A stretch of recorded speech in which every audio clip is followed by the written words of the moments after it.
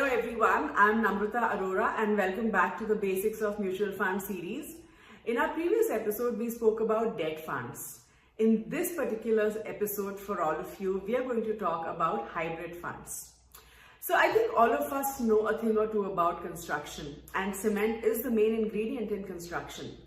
But when we're looking at binding the bricks together, it's not really cement alone that is used. It's a concrete mixture, which is a combination of cement, sand, gravel, which is small stones, and water.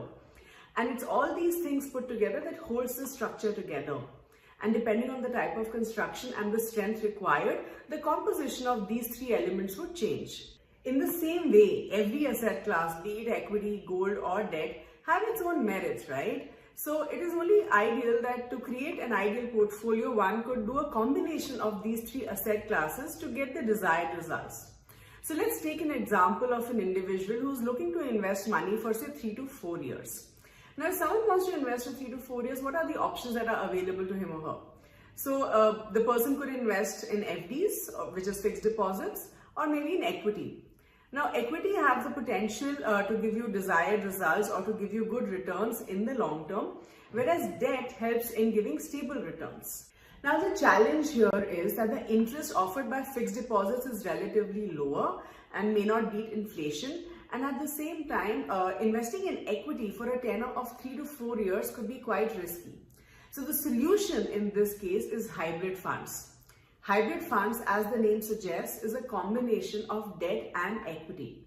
Now, in this particular case, you can expect returns slightly better than fixed deposit interest, and the risk would be lower as compared to investing in equities. Hybrid funds are a combination of 2 or 3 asset classes, but the most common hybrid funds that we see are the ones which combine debt and equity.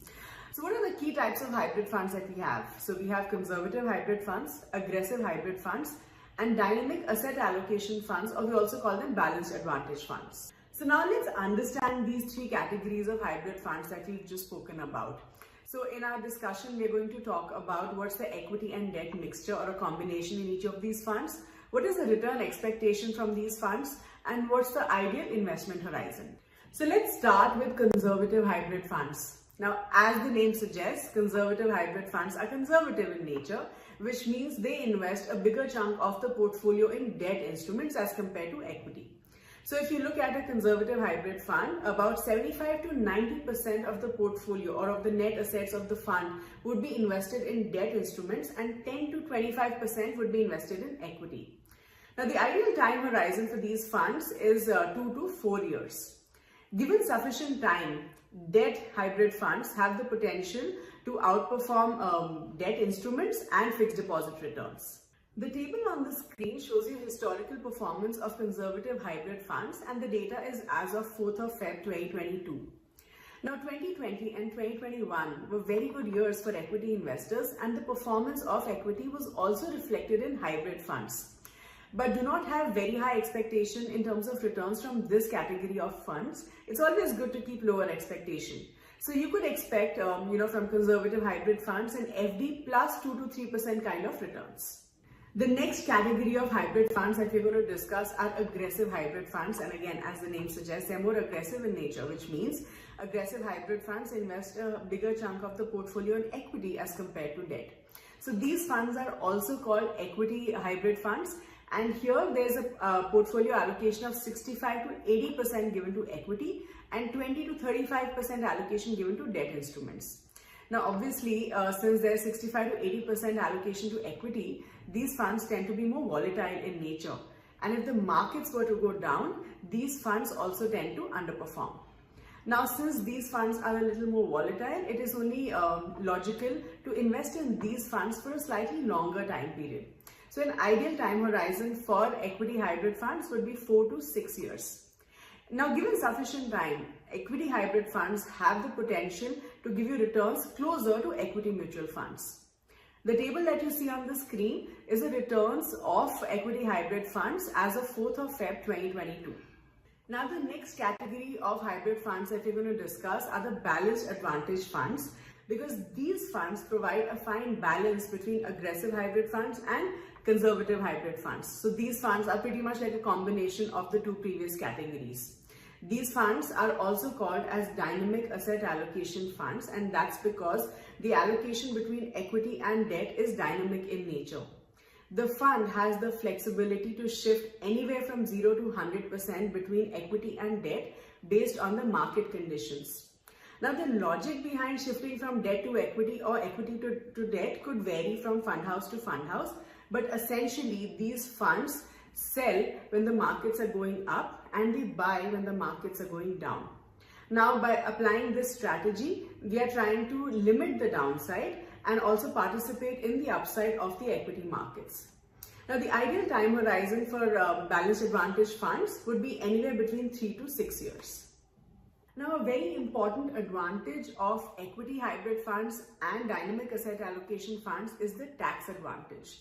Now, both these funds are categorized as equity funds even though they are hybrid in nature.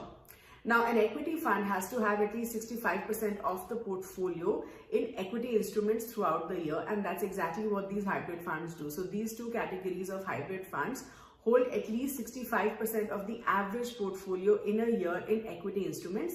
Hence, they are categorized under equity taxation. Now, for an investor who's looking to invest in these categories of funds, should have a medium-term time horizon in mind. Also, when we are looking at from a retired investor's point of view, retired investors could look at investing in equity hybrid funds and balanced advantage funds for a period of, say, they could invest in it for a period of 3 to 4 years, and then they could start the withdrawal process through systematic withdrawal plans. The returns from these funds would definitely outperform debt instruments and beat inflation in the long run. Now, some of the other categories of funds under the hybrid fund categories are your balanced funds, multi-asset funds, arbitrage funds, and equity savings funds. So now we'll discuss the first three funds that we've just spoken about. So under balanced hybrid funds are again a combination of debt and equity, but the maximum allocation to equity can only be 60%, which means balanced hybrid funds lose the equity taxation benefit. Now, the next category of hybrid funds that we're going to discuss are multi-asset funds, and as the name suggests, multi-asset funds invest in three different assets, which is equity, gold, and debt. Now, the weightage given to these three different asset classes varies depending on fund house to fund house. The chart that you see on the screen is an asset allocation breakup of a multi-asset fund as of 31st of December 2021, where equity is given a 70% weightage, gold is given 11% weightage, and debt is given 19% weightage. So even though these funds are actually a combination of three different asset classes, these funds are generally equity heavy with a small allocation given to debt and to gold. Now, since these funds are higher in terms of weightage to equity, they are ideal for the long term and should help you solve your long-term financial goals. The next fund in the hybrid fund category is arbitrage funds.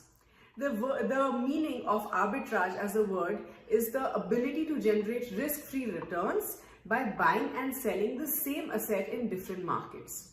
Arbitrage fund basically takes opposite position in equity and equity derivatives markets with an aim to generate risk-free return. Now, the ideal time horizon for these funds is 1 year, and the returns could be compared to that of liquid funds but with equity taxation.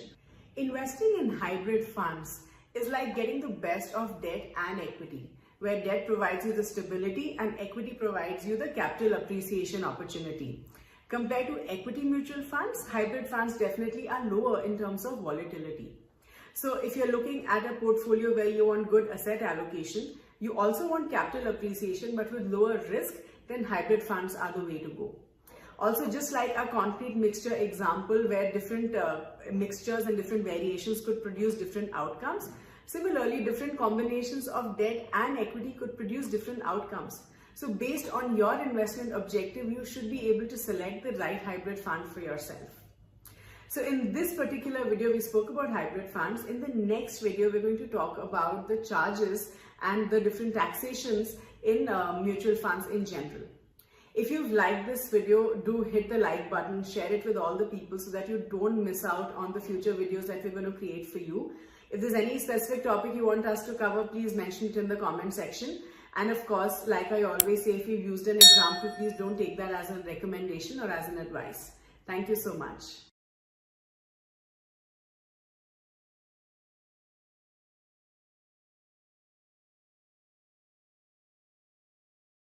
Investment in securities market are subject to market risks. Read all the related documents carefully before investing. Please read the risk disclosure documents carefully before investing in equity shares, derivatives, mutual fund, and or other instruments traded on the stock exchanges.